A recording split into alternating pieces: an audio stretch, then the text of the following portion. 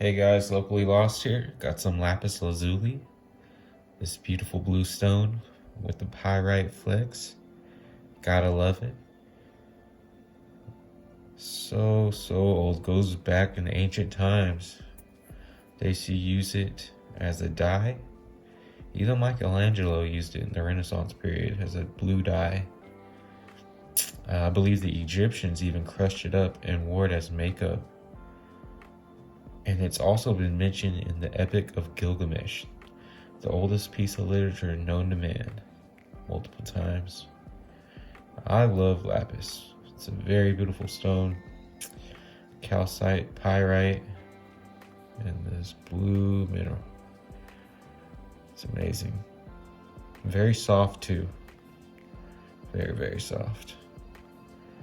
But alright, let's get to cutting and make this thing look very beautiful and jewelry worthy. Let's go. Alright folks, here we are. Got it topped up on some hot glue.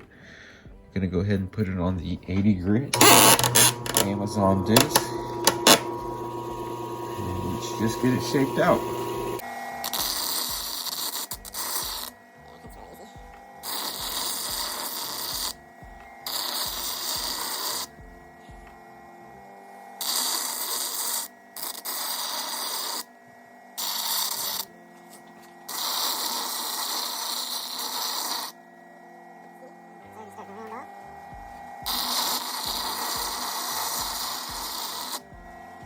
You guys know me. I try to keep the style freeform. I never really make perfect calves. Just like to really let the stone do the talking.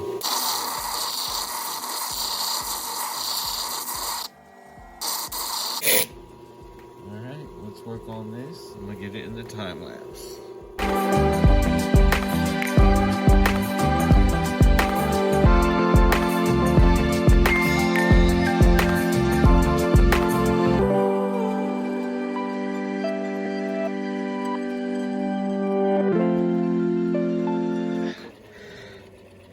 Nice little pillow. Nice cushion there. I like it. My dop is on a little lopsided, but that sure didn't stop me. I love it. It's real pretty. Pretty good for some 80 grit. Now let's smooth it out with some 180. Oh yeah. See what's really under there.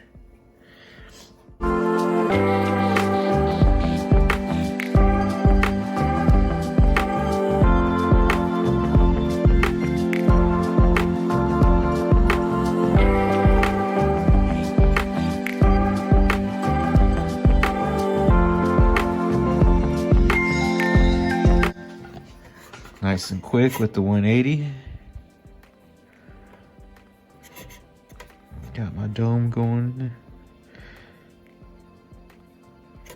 I know if you're watching my channel for the first time, you're probably wondering, why does he keep his edges rough? Why are his edges rough? Where's his girdle?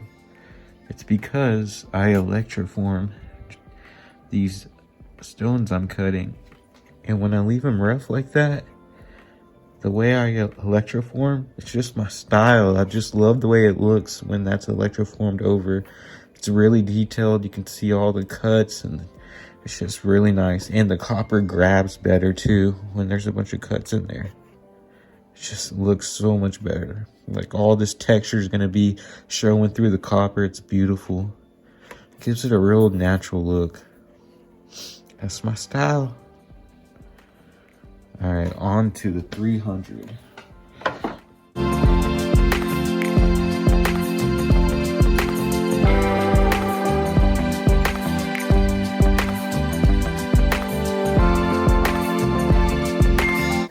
And here we are, we're done with the 300.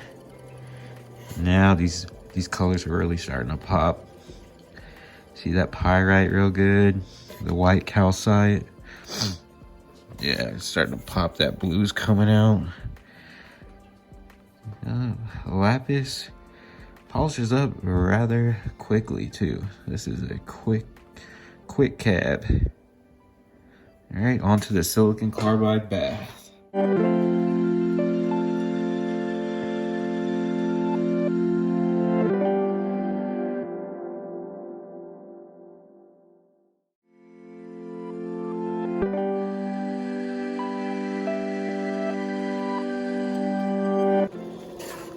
Did its job.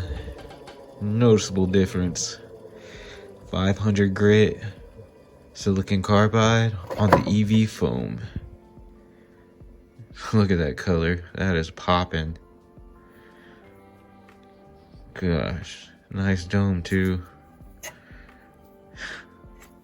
All right, let's get this cleaned up and start on the polishing pads.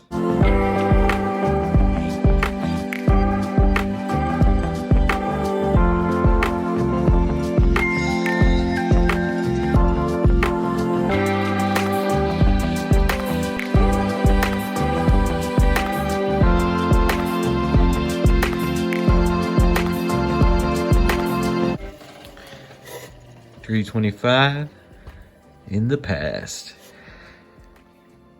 Lapis Lazuli. Looking magnifico. I really like it. I really, really do.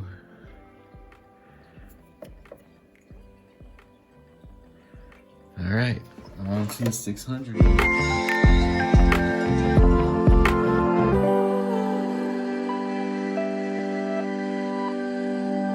Finish with the 600. Gonna go ahead and put this 1200 on here. Get to rocking and rolling and wrap this baby up. All right, let's get her done. I mean, man, I didn't mean to say that. Let's get done with this.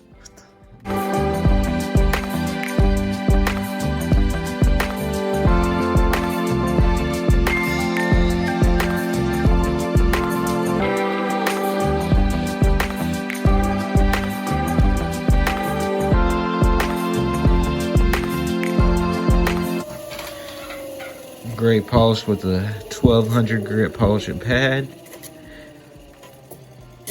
Now we're on to the cerium oxide. I have to say the Lapis Lazuli. Man, it looks good. As expected. I've always loved this stone. Still see the pyrite in there too.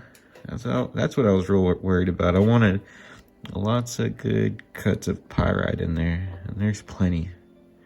So it's nice and sparkly. All right, let's burnish this bad boy.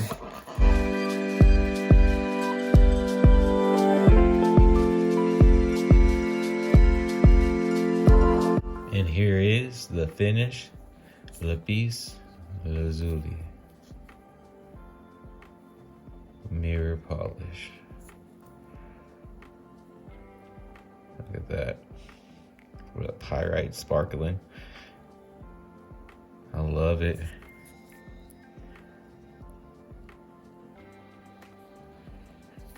I was real worried about having too much calcite, but it came out really good. Not too much at all.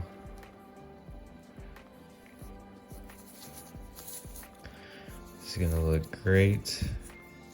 You guessed it, in a pendant. Or maybe some big gaudy ring.